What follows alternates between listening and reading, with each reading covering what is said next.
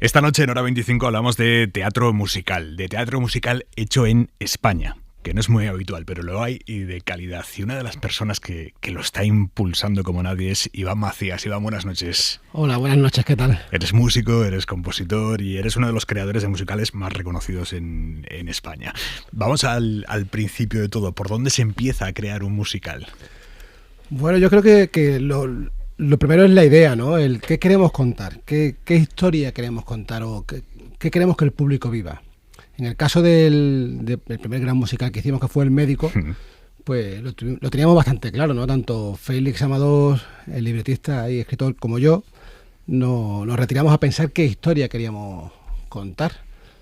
Aparecieron 3, 4 títulos principales y El Médico tenía algo que nos cautivaba en ese momento y lo sigue teniendo, ¿no? En las 3 culturas, ese viaje desde Londres hasta Isfahán, la Edad Media, algo que también nos toca mucho a nosotros, los españoles, ¿no? Entonces esa era la historia y luego evidentemente El Médico pues es un bestseller que rápidamente en este país, en Madrid, dices El Médico, no Gordo, y ya es una marca, ¿no?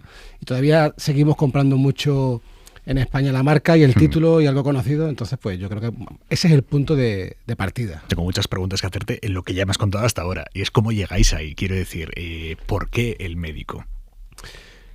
Algo tenía, ¿no? El Médico. Yo lo había leído hace muchísimos años y claro, también es cierto que buscábamos títulos, marcas que en España hubieran sido un éxito. Eso lo teníamos claro porque no estamos con el nivel de Broadway o en el nivel del West End, donde el estar en un teatro determinado, en un circuito determinado, ya es un sinónimo de calidad y la gente va, ¿no? La gente compra ese teatro aunque sea una producción nueva, un título desconocido.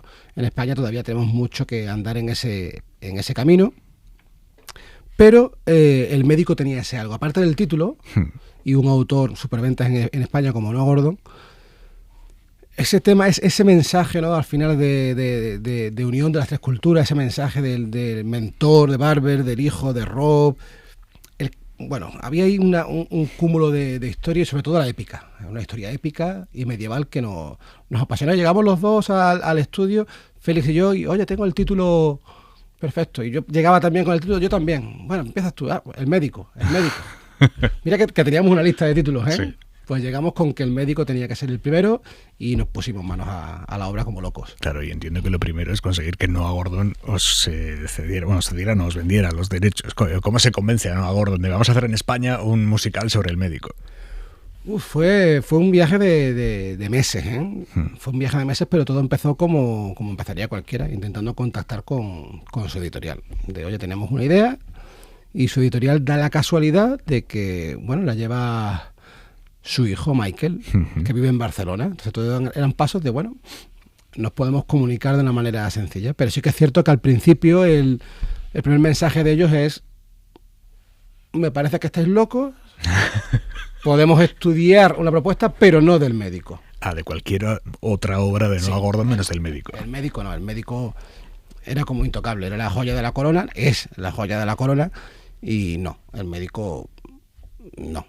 Entonces, bueno, estuvimos estudiando otros títulos, tiene un título precioso, ¿no? Que es El último judío, que a mí me encantó. Pero no era El Médico. Pero queríamos El Médico. Entonces a los meses seguíamos insistiendo,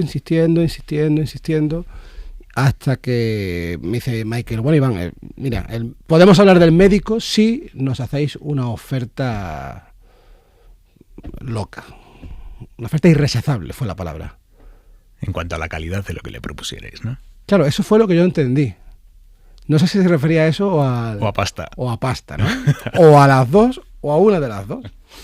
Y bueno, pues entonces nos pusimos a trabajar y creamos el prólogo y un par de números del musical. Lo grabamos en el estudio, invertimos mucha pasta también ahí, muchas horas, sobre todo muchas horas, en la creación del prólogo y en contar musicalmente el prólogo del libro. O sea, la idea era que si eso llegaba a Noah Gordon, tenía que decir, esto se hace. Y entonces, cuando tuvimos el prólogo grabado, llamamos a Michael, oye, mira, hemos estado reunidos con productores tal, tenemos esa oferta irrechazable. Y él pensando que ibais a ir con un cheque. Imagino que sí. y apareces ahí con un USB o con qué fuiste. Nos citó en Barcelona, en un hotel, llegamos a Barcelona, yo y Pablo, que era también productor artístico, y al llegar a Barcelona, bueno, vamos a hablar del Médico, y Pablo, acertadamente, dice, mira, te traigo un ordenador y unos cascos. O sea, íbamos con todo preparado. Y esta es la oferta irrechazable. ¿Cómo? Él era... ¿Qué me estáis contando? Sí, que traemos un prólogo y esto es irrechazable.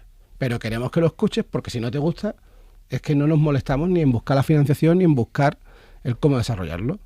Y a la mitad del prólogo se quitó los cascos y dijo, esto es la hostia.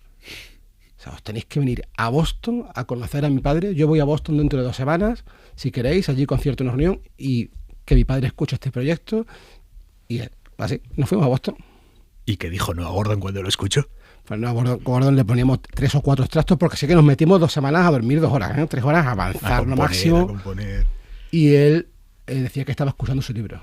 Ostras, que es lo mejor que te podía decir. Sí, ¿no? claro. Yo cuando, además con los ojos brillantes, emocionado, ya empezaba a hablar del musical, ya empezaba a hablar de las escenas. Me llevó un piano de cola que tenía en su residencia y tócame extractos del musical. Iba tocando extractos y él reconocía que parte del libro estaba tocando. Entonces se creó una química ahí que ellos al salir sabíamos todos que había musical y que había acuerdo. Y luego evidentemente pues Michael y Noah nos facilitaron mucho el poder desarrollar un proyecto con una marca tan importante como el médico, ¿no? Entonces sin el apoyo de Michael, sin el apoyo del médico, la historia hubiera sido otra totalmente distinta. Vale, entonces ya tenéis ahí la historia y a partir de ahí cómo se monta un musical Made in Spain completamente. Pues yo creo que uniendo locos, ¿no? Y uniendo gente que quiere saltar al vacío contigo, que cree en el proyecto. Ahora estamos en un momento dulce del teatro musical, de la cultura en España, pero sí que es cierto de que todavía no hemos roto la barrera de la creación propia en el teatro musical, ¿no? Importamos títulos de Broadway, importamos títulos del West End, importamos marcas conocidas, pero la creación de gran formato y exportar nosotros, estamos todavía lejos, estamos abriendo ese camino. Entonces la mayoría de las puertas estaban cerradas a crear desde cero un proyecto. Sin embargo, sí que los creativos tenían muchas ganas de embarcarse en una creación y no hacer una réplica o en partir de cero, ¿no? Crear el mundo del médico no deja de ser al final un reto y algo apasionante. Pero la inversión sí que la conseguimos toda privada. O sea, fue toda gente ajena al teatro musical que se unió para crear una nueva productora entonces, en 2018, y conseguimos la financiación así, de manera privada, alguien del sector agrícola, alguien que venía del sector eventos, alguien que venía que era inversor de varios proyectos, y entre todos armamos la posibilidad de traer el médico a Madrid. O sea, fue un trabajo también de tocar muchas puertas. Déjame que hagamos un paréntesis, pero me ha llamado la atención esto que me decías de todo privado. ¿No hay dinero público en España para el fomento de la cultura musical? Nosotros no lo hemos conseguido para el teatro musical. Todavía el teatro musical también es como... No lo posicionamos en el sitio, o nosotros estamos intentando, ¿no?, que se merece. El teatro musical es... Yo creo que es top, ¿no? Los actores y las producciones de 2 millones, 3 millones de euros, muy difícil de recuperar la inversión en el teatro musical, y luego los actores tienen que cantar, bailar, actuar. O sea, hablamos de gente muy top y todavía no tiene ese reconocimiento, no vemos grandes musicales en los teatros públicos y por supuesto muy poca ayuda pública para el desarrollo de estos proyectos. Claro, cuando me dices que es muy difícil de recuperar la inversión, eso implica que hay inversores muy arriesgados ahí, ¿no? Sí, claro, están poniendo su pasta con una posibilidad de retorno no muy grande. No es muy alta, no. Evidentemente, sí que el teatro musical, el teatro, la cultura, tiene otras muchas rentabilidades. Pero lo que es la pela por la pela, meter 2 y recuperar 3, eso no siempre ocurre, sobre todo en el gran formato.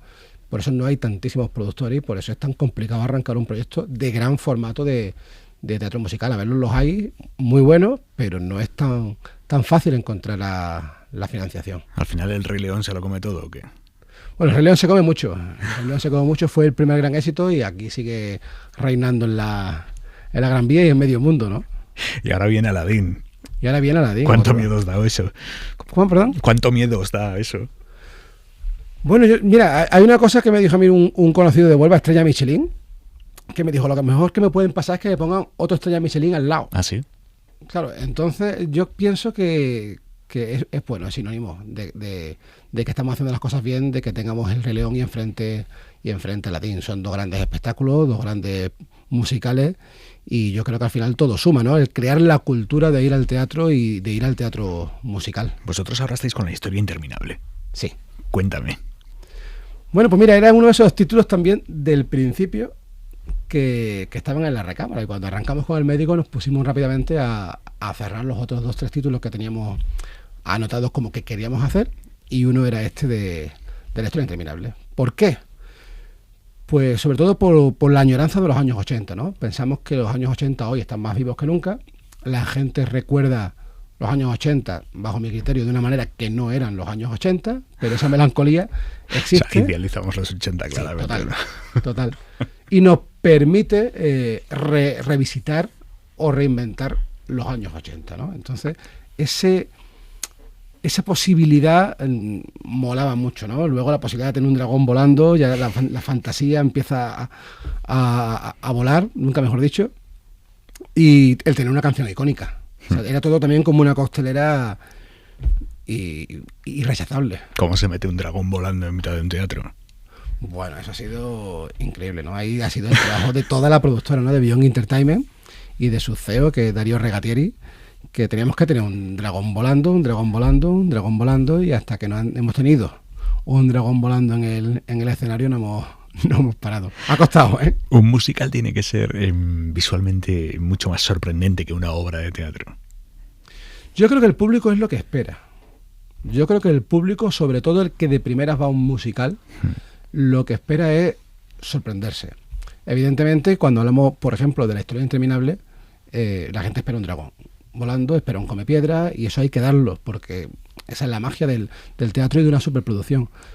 Pero yo creo que no es lo único, y a lo mejor no es ni lo más importante, ¿no? Yo creo que la gente cuando paga 50, 60, 70, 80 euros por una entrada de teatro musical, lo que quiere es vivir una experiencia. Y sobre todo yo siempre digo que emocionarse. Si tú sales del teatro y te has emocionado, probablemente haya merecido la pena pagar ese precio. Una crítica que nos hicieron del médico, que yo la recordaré siempre, porque dijo que era una obra que durante 2 horas y media te olvidabas de mirar el WhatsApp. Entonces yo creo que ya eso es casi de lo más bonito que te puedes decir objetivamente, ¿no? De que te enganchas, te emocionas, vives la historia, y luego evidentemente pues hay una escenografía y hay un envolvente que te hace vivir esa experiencia, ese plus, ¿no? Pero yo creo que la base no es solo la técnica, sino la emoción. ¿Qué tiene que tener una obra para que se pueda convertir en un musical? ¿Qué tiene que tener una novela para que pueda convertirse en un musical? ¿O todas podrían, en caso de que se hiciera una buena transformación? Pues mira, yo creo que todas podrían.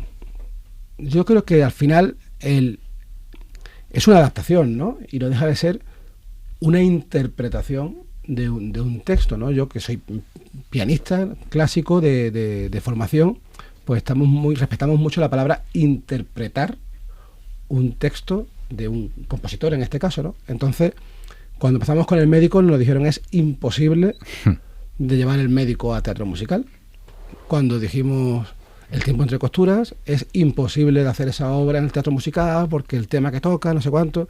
Y con La Historia Interminable, por supuestísimo que eso era imposible de llevar el libro, que no la película, a un escenario. Bueno, y los tres están en escenario, los tres han funcionado. Entonces yo creo que al final se trata, unos cuestan más, unos menos, pero se trata de adaptar y de poner también todo el equipo creativo y la productora su granito de arena para que sea una obra de todos, ¿no? El compositor nos deja un legado, el autor nos deja un legado, y ahora tenemos que hacer que esa obra, esa emoción que el autor cuenta, sea la misma que el público se lleva cuando va al teatro. Yo creo que ese es un buen resumen. ¿Puede desvirtuarse un libro cuando se convierte en musical? Sí, claro. Claro, yo creo que sí. De hecho, no te podría decir ahora mismo un ejemplo, pero por supuesto que hay, ¿no? Me los podrías decir, pero no me los vas a decir. Bueno, que no sí, es lo mismo. Bueno, pero por ejemplo, la película de La Historia Interminable sí desvirtúa un poco el mensaje del libro, ¿no? Un poco o un mucho. Y nosotros lo que hacemos es trabajar con mucho respeto la obra del autor. Sabemos que es imposible contarlo todo al pie de la letra, pero sí intentamos entender el por qué está escrito de una manera, el recorrido emocional que lleva el libro y qué quería contarnos el autor y cómo quería contarnos. Ahí dedicamos muchísimo tiempo de comprensión y análisis, no solo lectora, sino del mundo, por ejemplo, del mundo de Michael Ende, todo lo que le envolvía en ese momento, que estaba contando, por qué esto aquí, esos dos mundos, y ahora llevarlo a un escenario. Entonces, cuando se parte con tantísimo respeto, normalmente las cosas salen bien. O sea, nosotros intentamos poner mucho como autores, pero siempre respetando el texto original. Como persona que se dedica a, entre otras muchas cosas, a convertir obras escritas en musicales, entiendo que tienes una deformación profesional que te lleva a que el libro que estás viendo, el libro que dices, a que los podría cantar, ¿no? Total. ¿Cómo es ese proceso? ¿O qué has visto últimamente? ¿Qué has leído? ¿Qué has visto que has dicho? Esto es un musical.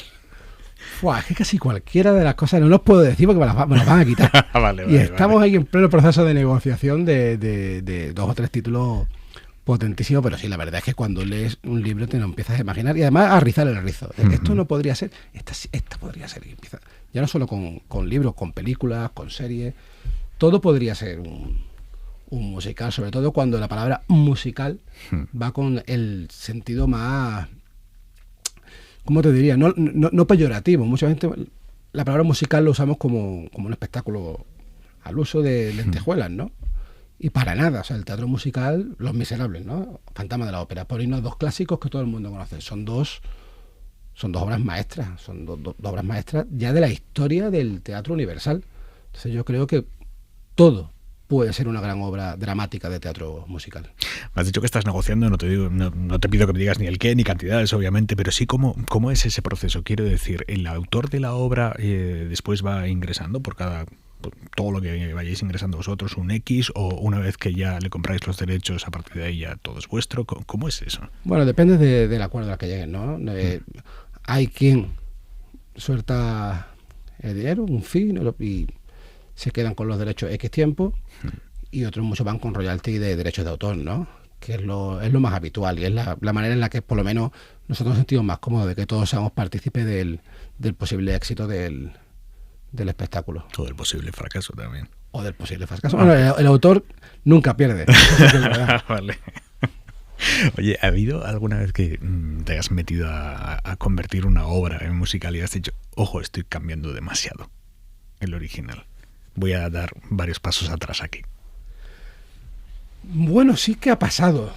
Cambio no, sino a lo mejor tenemos que coger en algún momento por la tangente, el estudio interminable cogemos en algún momento por la tangente porque es necesario, porque la segunda parte del libro es filosófica. Entonces, claro, cuando acaba de hacer volar un dragón, no nos podemos meter ahora a contar cuando lleva la gente 1 hora y 40 minutos viendo un espectáculo, empezando ahora a filosofar, sino ya hay que ir a la resolución. Pero lo que hacemos ahí es hablar con los autores o con los herederos de los derechos para encontrar ese camino, con varias propuestas. Oye, entendemos tal por aquí, tal por allá.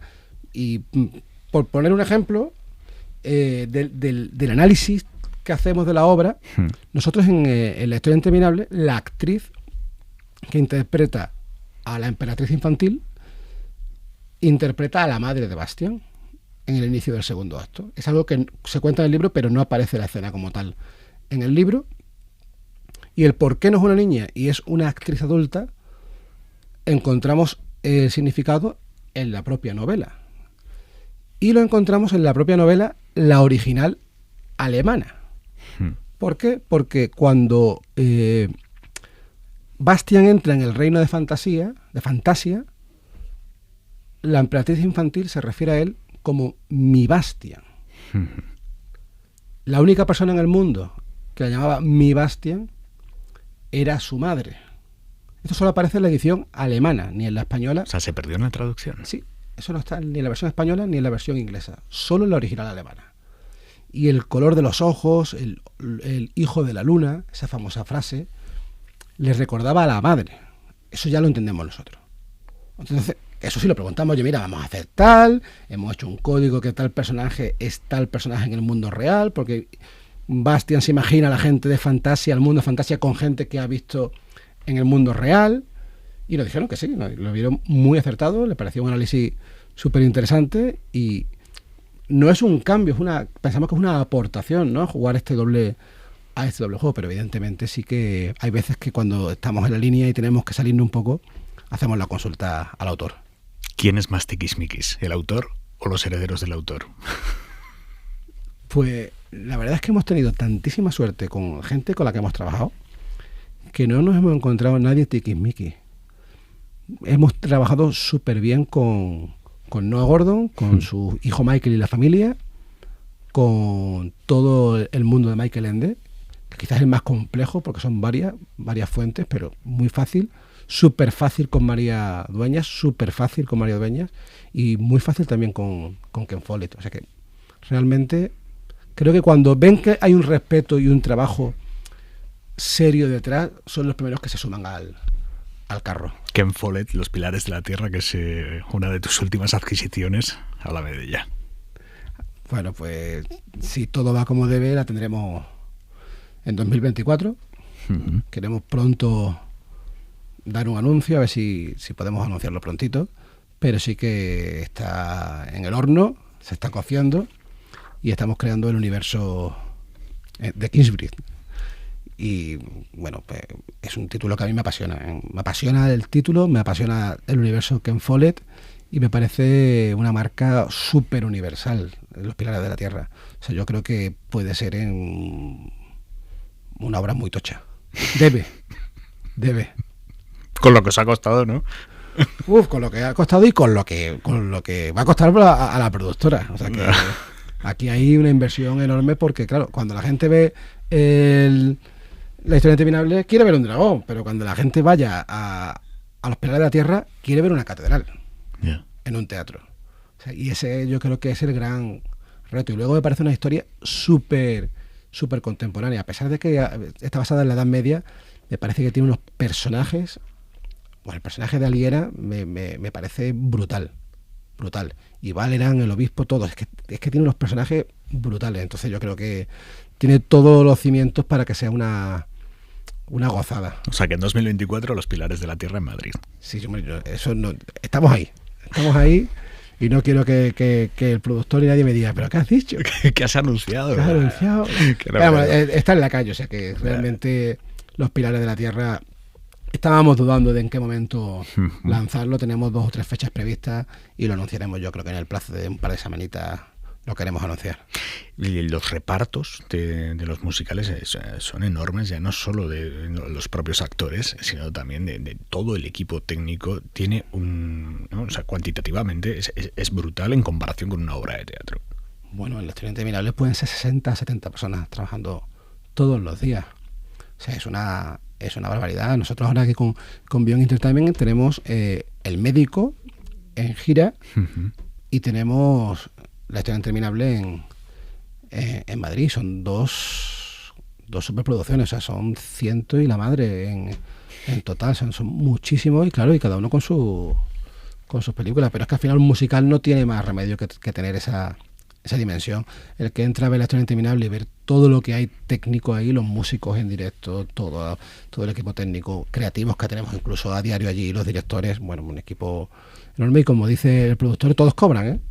O sea que ahí hay un desembolso también semanal importante. Iván, una cosa de las que me llama la atención hablando contigo es la pasión con la que hablas de los musicales y de la música. Sí, es que tu relación con la música viene de muy pequeño, es una cosa familiar.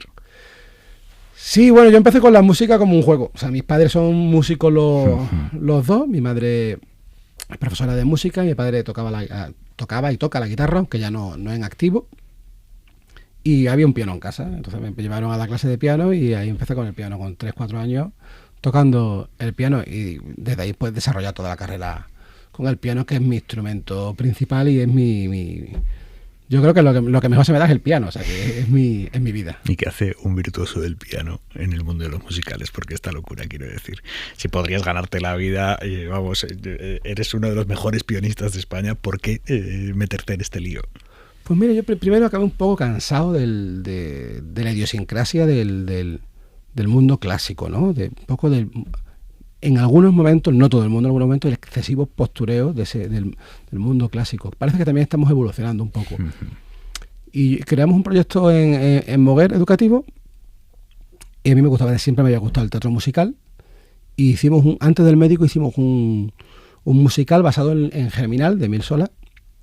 Hicimos un musical eran 60 músicos en directo, y 40 actores, o sea, en plan grande pero concierto. Y vinimos a Madrid, a la Gran Vía, una semana en verano. Y cuando venimos a la Gran Vía, una crítica en concreto decía que hacían falta grandes producciones españolas y que España estaba ausente de la creación de teatro musical. Y ese fue el punto de partida de, ¿cómo que ausente? De realmente hacer un trabajo de investigación y ver qué se estaba haciendo en Madrid y por qué Madrid, que es el tercer o cuarto mercado más importante de teatro musical, no había creación propia. Entonces vimos un hueco donde quizás podríamos explorar. Yo estaba acabando en ese momento el máster de composición de música para cine y televisión. ¿Por qué no aplicar la manera de componer para cine en teatro? Todos esos recursos cinematográficos en teatro. Y esa fue un poco la mezcla de que me motivó a dedicar el tiempo a intentar hacer teatro musical. Y después tiene el teatro musical algo que es el vivo, ¿no? El directo, que cada día es distinto y suceden cosas. Y eso a alguien que le apasiona la música y el arte, pues le vuelve loco. ¿Cuál es el mejor momento de una función para ti? Bueno, hay varios, ¿eh? Cuando termina, entiendo. Cuando termina es maravilloso. Pero cuando suceden cosas en el escenario, cuando suceden cosas que sale un poquito del guión, a mí que me va la marcha además un montón, y empiezan los nervios típicos que tú ves en las caras o la sonrisa, bueno, eso es que cada día es distinto, y sobre todo cuando ves que el público conecta. Cuando ves que el público conecta y ha entrado en el juego que tú le has propuesto de una manera casi inconsciente, bueno, pues es increíble. ¿Cuándo detectas eso? ¿Qué ves en el público? Se ven las caras, se ven. Yo estoy, además, ahora mismo en el Estreno Interminable, yo hago varias funciones, me gusta pasar función dirigiendo, y estoy en un palco, y claro, veo perfectamente todo el público, entonces ya sabemos cuándo va a salir el caballo, las caras, todo, la preparación, cuando componen la música que va preparando lo que va a ocurrir luego, y tú ves que el público ya te va entrando en el juego que te va preparando la música, y se ven las caras, o como ves que uno le aprieta la mano al otro, o las miradas, es divertido. Iván Macías, muchísimas gracias por venir esta noche a Hora 25 y por tu curro también, por tu trabajo. Gracias. Muchas gracias a ustedes.